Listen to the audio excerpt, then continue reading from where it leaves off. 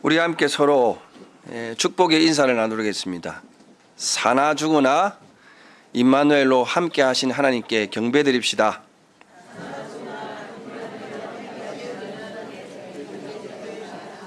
그렇습니다. 성삼위 하나님은 사나 죽으나 우리와 함께 하십니다. 언제나 우리와 영원토록 함께 하십니다.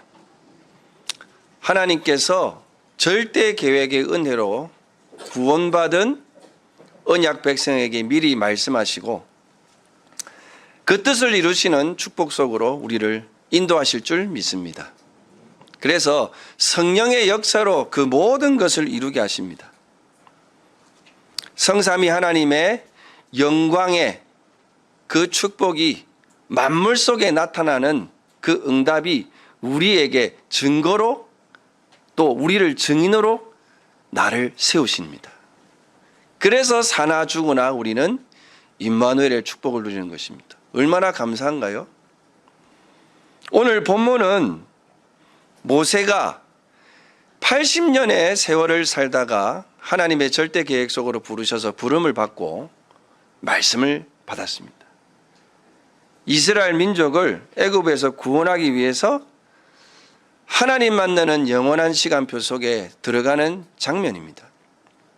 그래서 모세는 절대 계획을 이루는 사명을 붙잡고 하나님의 인도를 받아 영원한 응답의 주역이 되었습니다. 신명기 34장 10절에서 12절 말씀을 보면 이스라엘의 이와 같은 모세가 이와 같은 선지자가 일어나지 못했다고 여호와께서 그를 애굽 땅에 보내어 바로와 그의 모든 신하와 그 온 땅의 모든 이적과 기사를 그리고 모든 권능과 위엄을 행하게 하셨다고 말씀하고 있습니다. 하나님의 사명을 붙잡고 말씀 따라 인도받는 모세의 생애에 대한 평가를 하나님께서 내리고 계시죠. 그래서 이스라엘의 목전에서 행한 자다라고 말씀하고 있습니다. 근데요, 모세는 처음부터 이러한 인물이 아니었습니다. 모세의 과거의 출생을 보면 우리는 잘 알 수 있습니다. 참 우여곡절 속에서요, 모세는요, 두 사람의 어머니가 있었습니다. 모세를 낳은 요게벳과 모세를 키운 바로 왕의 딸입니다. 그들은 서로 다른 사명이 있었습니다. 요셉을 알지 못하는 애굽의 왕에 새로운 왕이 일어나서 이스라엘 민족을 400년 동안 노예로 삼아 온갖 핍박과 고통과 심지어 유아 학살이라는 참혹한 삶을 살고 있는 그때에 히브리 민족을 살리기 위한 기도의 어머니 레위 여자 요게벳은 자신의 생명을 걸고 아들 모세를 살려서 이스라엘을 살리기 위하여 하나님의 사명을 붙잡아 인도를 받았습니다.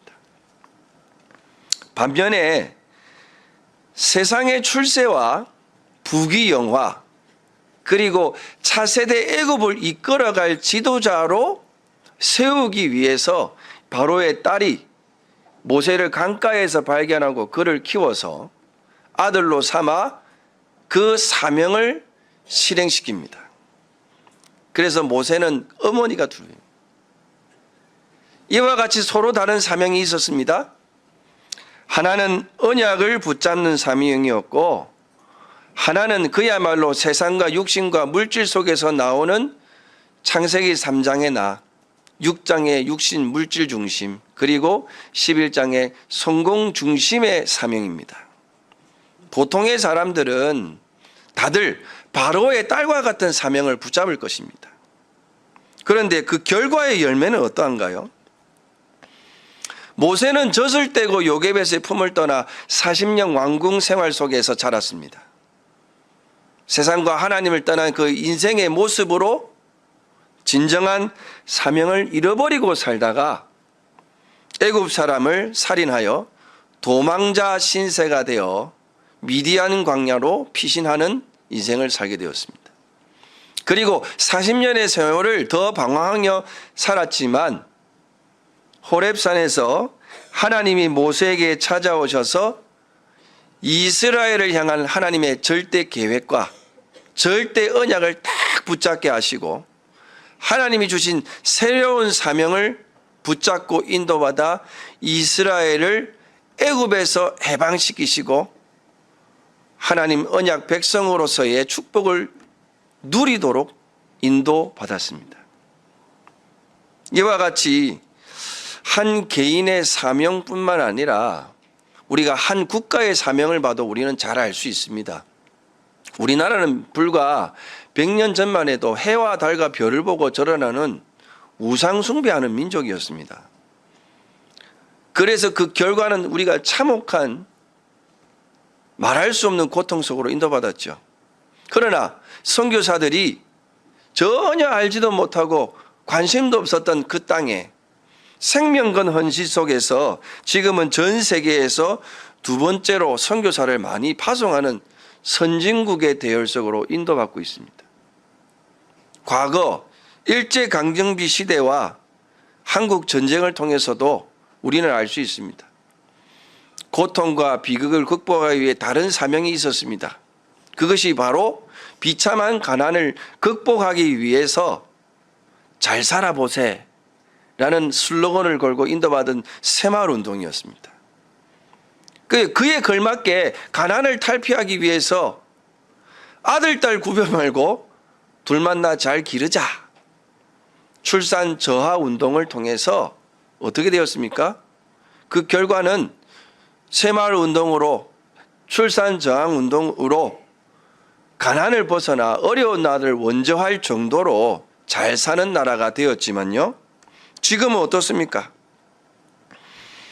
그 후대들이 각종 어려운 상황으로 가게 됩니다.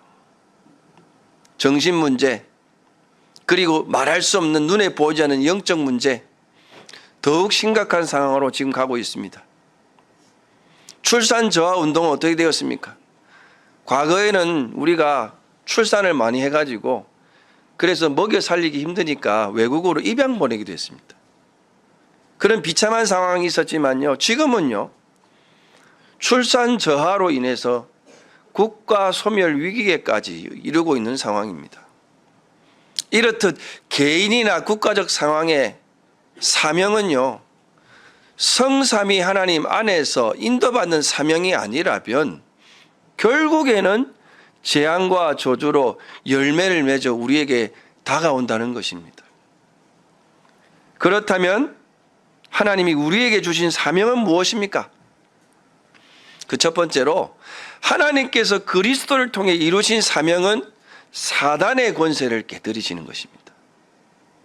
창세기 3장 15절에 여자의 후손이 뱀의 머리를 상하게 할 것이라고 말씀하셨고 말씀대로 그리스도 예수를 통하여 십자가 부활의 권능으로 성취시키셨습니다.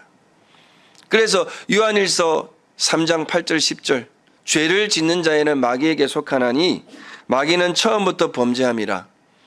하나님의 아들 이 나타나신 것은 그 마귀의 일을 멸하러 하심이라 했습니다. 그래서 하나님께로부터 난 자마다 죄를 짓지 아니하나니 이는 하나님의 씨가 그 속에 거함이요 그도 범죄하지 못하는 것은 하나님께로부터 났습니다 라고 말씀하고 있습니다. 이러므로 하나님 자녀들과 마귀의 자녀들이 결국에는 드러나게 됩니다. 무릇 의를 행하지 아니하는 자나 또는 그 형제를 사랑하지 아니한 자는 하나님께 속하지 아니한다고 그랬습니다. 우리가 그리스도 예수로 구원함을 입고 마귀의 일을 멸하는 권세를 얻어서 사명을 감당해야 되겠습니다. 두 번째로요.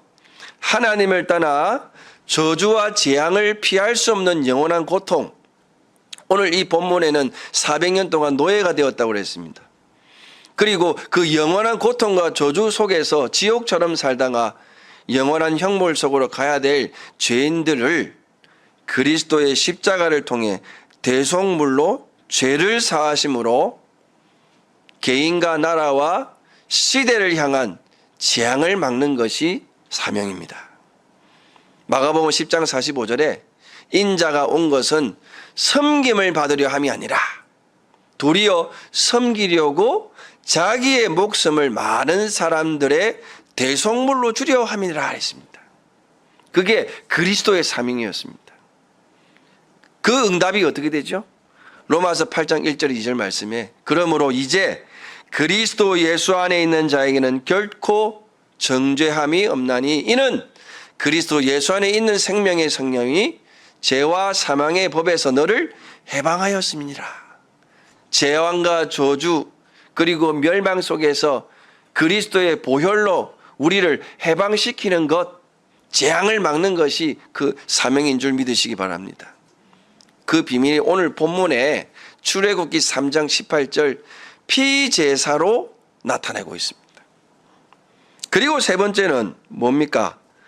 부활하신 주님이 제자들에게 말씀하신 마태복음 28장 18절에서 20절 모든 족속, 마가복음 16장 15절에서 20절 만민, 사도행전 1장 8절 땅끝이라는 237개 나라와 5천 종족을 향하여 그리고 다음 세대인 후대에게 이 복음으로 살리는 사명을 우리에게 주신 것입니다.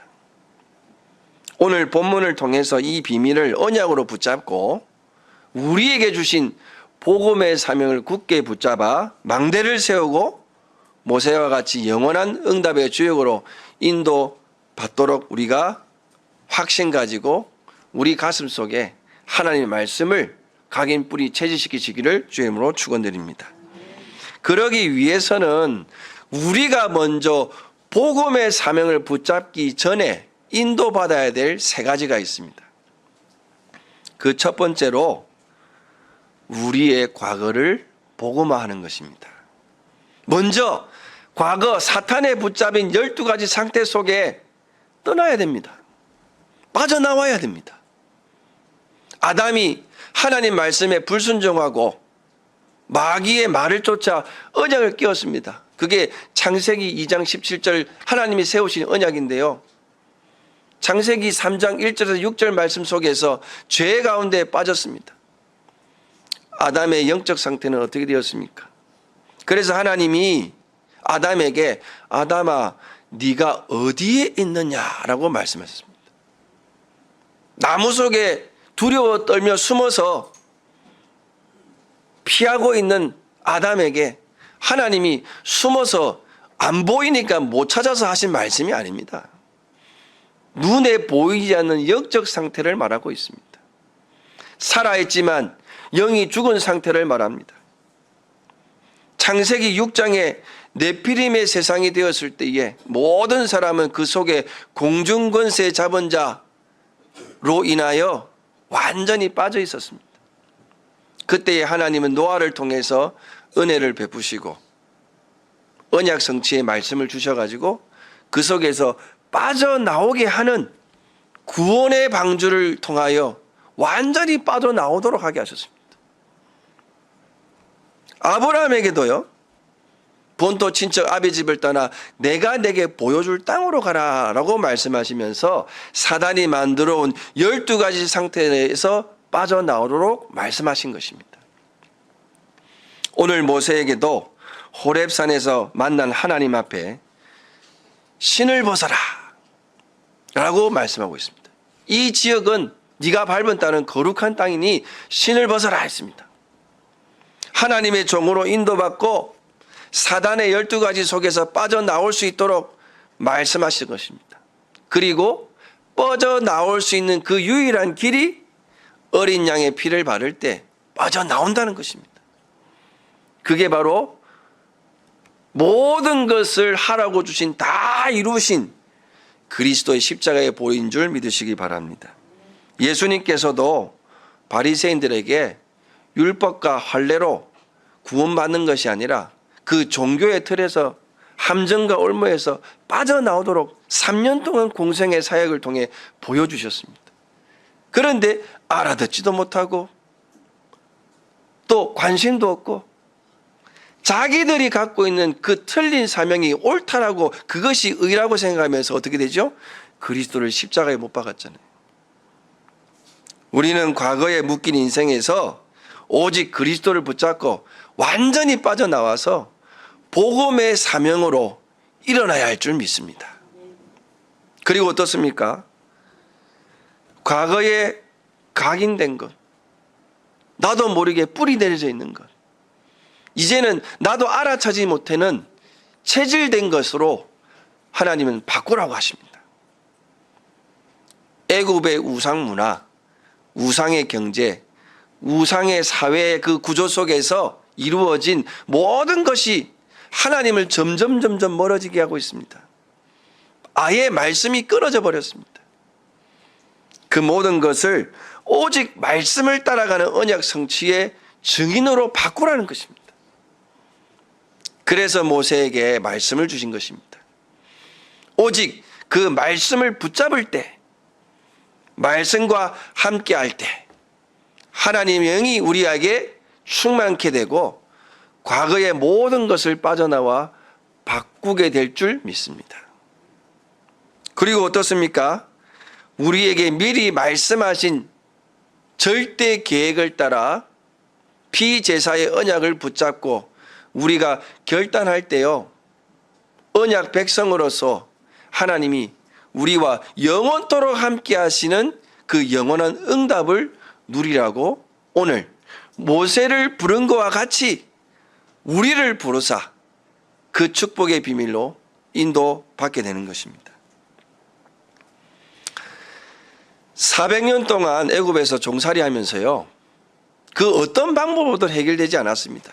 인구는 점점 늘어나니까 그 강력한 인구를 통해 애굽을 뒤집으려 해도 안 됩니다. 그러나 하나님의 말씀대로 피제사의 언약을 붙잡고 영적 비밀을 누리니까요, 어떻게 되었습니까?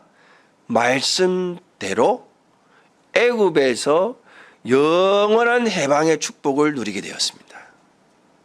우리도 이와 같이 우리의 과거가 오직 복음의 24로 해방받는 6월절의 축복을 누려서요, 창세기 3장, 6장, 11장 그 속에서 빠져나오고 그 속에 각인 뿌리 체질됐던 체질에서 뒤바꾸고 이제 결단하고 영원한 언약 백성으로 우리가 사명을 붙잡을 때 하나님이 우리를 영원한 망대의 축복으로 인도하실 줄 믿습니다.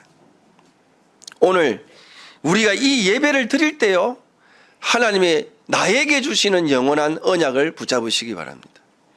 그래서 과거에서 빠져나오고 과거를 향한 하나님의 사명을 붙잡고 과거에 묶인 자들을 살리는 증인으로 나아가시기를 주의 이름으로 축원드립니다.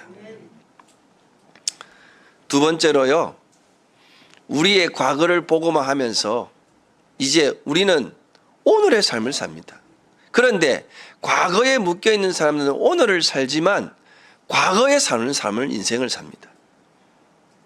그래서 우리는 오늘을 보고만 하는 축복을 누려야 되겠습니다. 애굽에서 해방되어 나왔지만요, 현실은 그 광야 그 자체입니다. 막막하고 황폐하고 모든 것이 문제투성이는 오늘의 삶을 살아가고 있습니다. 그러니 가슴은 답답하죠. 주님 전에 나와서 기도하면서 부르짖지만 변함없이 그냥 그대로 있는 것 같죠. 근데 이때 성삼위 하나님 우리에게 승리하는 비밀을 주셨습니다. 그게 바로 언약궤의 축복입니다. 언약궤는 시내산에서 주신 말씀을 새겨진 돌비와 만나를 담은 항아리와 아론의 쌍난 지팡이가 들어 있습니다. 말씀과 능력과 생명의 의미가 담겨져 있고 그 모든 것은 그리스도를 나타내고 있죠. 이 언약궤를 따라갈 때에 어떤 일이 일어났습니까? 내가 이 언약궤를 꼭 따라가야겠다 결단하고 그것이 나의 사명으로 붙잡아졌을 때에 어떠한 일이 일어났습니까? 전에도 없었던 과학을 뛰어넘는 초과학적 역사가 그 이스라엘의 역사를 통해 나타났습니다. 그게 뭡니까? 홍해가 갈라집니다. 광야에서 황폐한 그 땅에 당연히 먹을 것이 없죠. 그런 상황에서도 하나님은 만나와 메추라기를 주셔서 굶주림 없이 하나님이 광야를 40년 동안 인도하시고 통과하게 하는 모든 축복의 비밀을 누리게 하셨습니다. 광야를 통과하는 동안 하나님은 그뿐만 아니라 구름 기둥과 불 기둥으로 응답하시고 절대 언약의 성취를 하나님이 친히 이루어 나가셨습니다. 그래서 주님을 따라갈 때 주님이 이루시는 그 역사를 보고 우리가 증인되는 것입니다. 여러분, 여러분들의 인생도 광야와 같으시죠? 언약 따라가시기 바랍니다. 하나님은 반드시 그 언약을 이루시는 분이신 줄 믿으시기 바랍니다. 언약 따라갈 때 내가 할 수 없는 절대 불가능한 것들이 하나님은 다 역사하셔서 야, 인생에 내가 이런 일도 있나? 전무후무한 역사로 여러분들을 증인으로 세울 줄 믿습니다. 어떻게 할 때요? 내가 이것을 결단하고 하나님의 언약이 내 사명으로 붙잡아질 때요. 그래서 우리가 오늘 광야와 같은 상황이 계속 이어진다 할지라도 속으면 안 됩니다. 언약궤를 따라가듯이 그리스도의 복음을 따라 영원한 생명의 말씀을 따라갈 때 우리 앞에 펼쳐진 광야의 모든 것들이 이제는 재앙과 문제와 고난과 고통이 아니라 축복으로 뒤바뀌게 될 줄 믿습니다. 우리에게 증거를 주시는 것입니다. 내가 속지만 않으면 됩니다. 흔들리지만 않으면 됩니다. 낙심하거나 누구의 아니면 내 개인적인 내 내면 때문에 실족하지 않고 사람 따라가는 신앙 말고 오직 언약 따라가는 것입니다. 그때에 세상에 할 수 없는 그 어떤 능력자라도 할 수 없는 하나님의 역사가 우리 인생을 통해서 나타나게 하실 줄 믿습니다. 오늘의 하나님이 그와 같이 언약궤를 통해서 함께 하시는 증거를 붙잡아야 됩니다.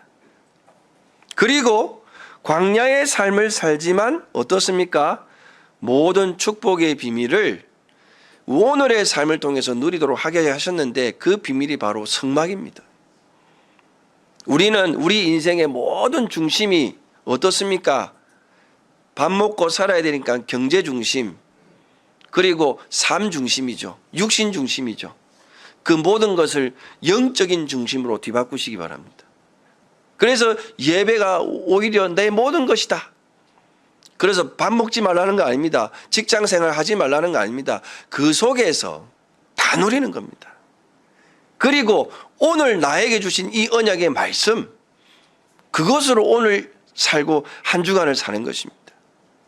그리고 기도와 복음 증거의 중심의 삶이 광야 같은 오늘의 삶을 하나님의 영광이 나타나는 오늘로 하나님이 축복하시고 뒤바꾸게 하실 줄 믿습니다. 그래서요, 우리는요, 세 가지 집중소로 들어가야 됩니다. 어떻게 중심으로 삽니까? 아침에 일어나자마자 성삼위 하나님과 함께하는 시간을 누리는 겁니다. 밤에는 어떻습니까? 고요하고 깊은 시간으로 우리가 누리는 것입니다. 낮에는 그 중심으로 하나님께서 광야에서 역사하셨던 그 증거들을 보고 영광을 돌리듯이 낮의 시간 속에 그와 같은 응답을 확인하는 것입니다. 그리고 어떻습니까? 하나님께서는 모든 인생의 중심 그 자체를 언약궤와 성막 그리고 새 절기로 살도록 모세를 통하여 복음의 문화를 세워나갔습니다. 유대인들은요, 지금도 하나님이 세우신 이 절기를 1년의 스케줄 속에서 지키며 살아가고 있습니다. 모든 방향, 모든 삶, 그 자체가 하나님과 연결되어 있는 것입니다. 그런데요, 지금은 어떻게 되어 있죠? 틀린 방향으로 가고 있죠. 하나님이 주신 응답을 받아 살아가야 되는데 다른 사명, 다른 방향으로 가고 있으니까요. 지금 어때요? 왜냐? 이스라엘 백성들은 그 역사만 봐도 7번이나 재앙을 만났기 때문에 황폐해지고 상처받고 살아남아야 되고 뭐든지요 경제, 육신, 삶 중심입니다. 절기마저도 그렇게 살아가고 있는 것이죠. 그래서 주님이 성전으로 가셨을 때 성전을 청소하신 이유가 바로 거기에 있는 것입니다. 그런데요, 그래도 절기 중심, 성막 중심, 언약궤 중심으로 사니까 어떻게 되죠? 지구의 경제와 지구의 모든 문화를 또 많은 인재들을 발굴해서 세상의 모든 분야를 장악하고 있는 것이 유대인의 현실입니다. 우리도 세절기와 같은 축복 속에서 1년의 스케줄 나름대로의 절기들이 있습니다. 1월 겨울땡에는 어떻게 되죠? 우리 랩런트들이 방학 때 훈련이 있습니다. 모든 계층마다 그와 같은 훈련이 있죠. 3월부터는 어떻습니까? 초등, 중고, 그리고 중직자들까지 신학원과 대학원이 있습니다. 그리고 매월 새가족 수련회와 화요집회, 기관별, 분야별, 계층별 집회 수련회를 통해서 복음의 본질을 회복하는 우리들의 절기가 있다니까요. 그런데 이것이 세절기와 전혀 동떨어져 있느냐? 아니죠. 세절기의 본질 속에 있는 것입니다. 우리 다락방의 큰 절기가 무엇입니까? 산업인대회가 있죠. 우리 지난전에 했잖아요. 중직자 대회가 있죠. 선교 대회가 있습니다. 그리고 대명절인 랩런트 대회가 있습니다. 국내뿐만 아니라 각 나라별로 오늘 우리 담임 목사님도 캐나다의 대학 미주 수련회와 캐나다 랩런트 대회에 참여하시잖아요. 각 나라별로 랩런트 대회와 전도 집회들이 있습니다. 이 절기들은 하나님이 세워진 그 세절기 속에 있는 모임이 되는 것이고 훈련이 되는 것이고 이것으로 복음의 문화를 세워나가는 응답의 시간표입니다. 여러분 오늘 결단하시고 내 그 사명을 붙잡고 인도받을 때 세절기의 문화의 축복이 여러분들의 삶 속에 여러분들의 가정과 가문 속에 그대로 증거될 줄 믿습니다. 내가 결단하고 훈련받으면서요 이 절기를 인도받을 때 모세 시대 때 세절기의 역사가 그대로 지금 우리에게 임하게 될 줄 믿습니다. 그 세절기의 역사는 성막 중심의 역사는 언약궤 중심의 그 역사는 지금도 지속되고 있습니다. 그 축복으로 오늘을 살아가시길 주의 이름으로 축원드립니다. 이 응답 속에서 우리가 하나님 주신 사명이 발견되어지고 영원토록 지속적인 하나님의 영원한 견고한 망대가 세워 나갈 수 있는 것입니다. 아니면요 우리도 모르게 과거에 묶여 있죠. 오늘의 삶이 황폐되어 있죠. 자꾸만 세워지다가 또 무너지고 세워지다가 또 무너지고 그냥 내 인생을 1년의 스케줄에 확 맡겨버리는 겁니다. 올인하는 겁니다. 바울도 이와 같이 그와 같은 고백을 디모데에게 증거했습니다. 디모데전서 2장 1절이요. 그리스도 예수 안에 있는 은혜 가운데서 강하라 그랬습니다. 우리도 언약궤 성막 세절기 모두가 그리스도를 나타내는 증거가 되는데 그 모든 것을 완성하신 그리스도 안에서 성령의 역사를 따라 승리의 삶을 살도록 인도받을 줄 믿습니다. 그리고 마지막으로요 우리에게 아주 중요한 사명이 남아 있습니다. 그것이 바로 가나안으로 들어가는 후대를 향한 사명입니다. 미래와 후대를 향한 복음화입니다. 모세는 이거를 잘 알고 있었기 때문에 모세 오경을 작성해서 어디를 가든지 그 말씀을 읽고 쓰고 묵상하고 암송하고 완전히 말씀으로 각인뿌리 체질되는 시스템 속에 살도록 신명기 6장 4절 9절의 말씀을 이스라엘 향하여 이스라엘아 들으라 라고 선포하신 것이죠. 가나안에 들어간 세대들은 어떻게 되었습니까? 그 사명을 놓치고 말씀을 따라가지 않고 하나님이 보여주시는 절대 계획을 놓치니까요 당연히 어떻게 되죠? 오는 결과가 방향을 잃고 비전이 보이지 않고 미래를 놓치게 됩니다. 그래서 후대들은 세상을 따라가다가 애굽의 노예된 세대와 같이 블레셋과 주변 나라에 대해 계속 어떻게 해요? 고통당합니다. 문화와 종교의 노예가 됩니다. 어려움을 겪게 되는 시대가 되어버렸습니다. 그 말씀이 사사기 2장 10절에 나와 있습니다.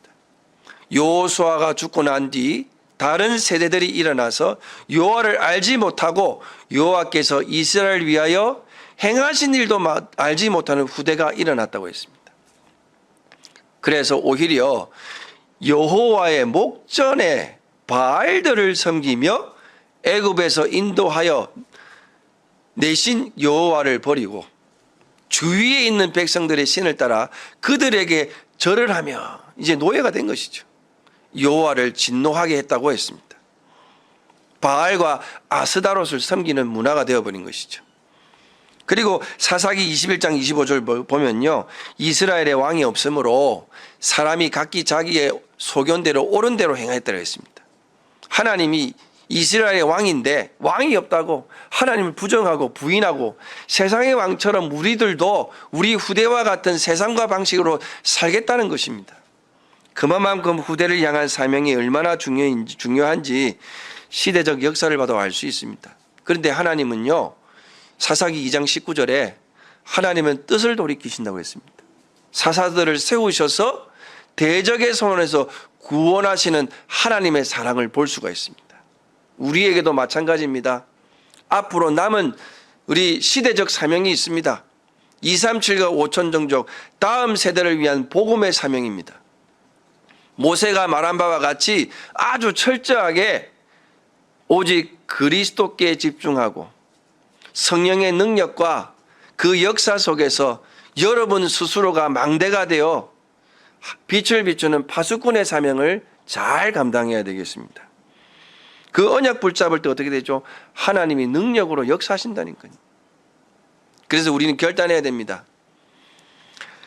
조선시대에 마포 삼열 선교사는 대한민국을 향하여 이렇게 평가합니다. 가난한 나라이지만 일제의 노예가 되어 있지만 이 민족은 하나님의 말씀을 사랑하는 민족이다. 성경 번역 중심으로 선교운동이 일어났거든요. 그리고 평양 대운동의 교회의 역사를 봐도 우리는 알 수 있습니다. 어려운 상황이지만 광야 같은 막막한 일제와 전쟁의 후유증이 있었지만 뜨거운 열정으로 기도하는 민족이다. 기도 응답대로 전 세계를 살리는 나라로 우리가 인도받고 있잖아요. 그리고 어땠습니까? 그때 당시에도 집집마다 평신도들이 뜨거운 열정으로 핍박과 순교를 당하면서도 전도하는 영적 부흥의 장래가 있는 민족이다라고 평가한 것입니다. 그 말대로 우리는 영적 축복의 응답을 받은 나라가 되었습니다.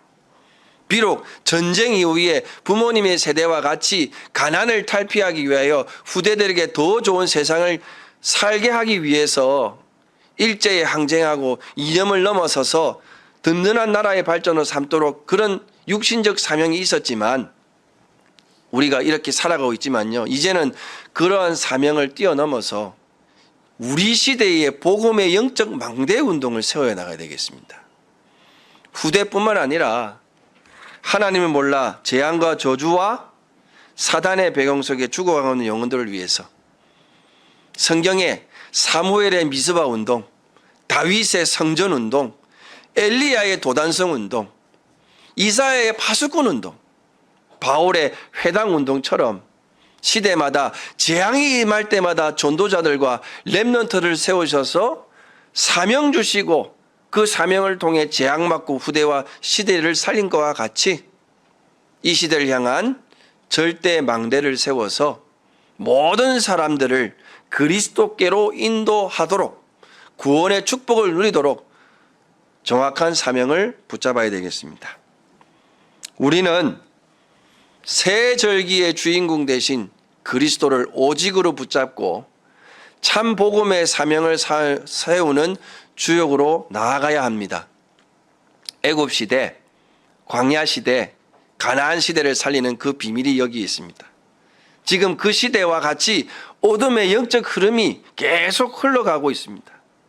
그래서 우리는 이 시대를 향하여 금토일 시대, 세 가지 뜰 시대, 그리고 237 종족, 5천 종족을 살리기 위한 TCK 시대로 열어서요, 나와 교회와 현장을 살리는 파수꾼의 사명을 놓치지 않도록 빛을 비추는 증인으로 서야 되겠습니다. 영원토록 우리와 교회와 현장에 함께 하시는 성삼위 하나님의 역사가 영원한 기업으로, 영원한 작품으로, 영원한 유산으로 남기는 사명으로 응답하시기를 주 예수 그리스도의 이름으로 축복합니다. 하나님 아버지 감사를 드립니다. 어려운 시대 때마다 주께서 구원 주시기로 작정된 만남 속에 하나님의 백성을 삼으시고 사명 주시고 언약 주셔서 모든 것을 살리는 증인으로 세우신 것과 같이 오늘 우리가 그 사명을 붙잡는 날 되게 하옵소서. 말씀 따라가며 우리의 모든 삶의 방향이 주를 향해 인도받게 하옵소서. 모든 현장을 살리는 빛을 비추는 망대와 파수꾼의 사명 감당하도록 성령으로 충만케 하옵소서. 살아계신 주 예수 그리스도의 이름으로 기도하옵나이다. 아멘.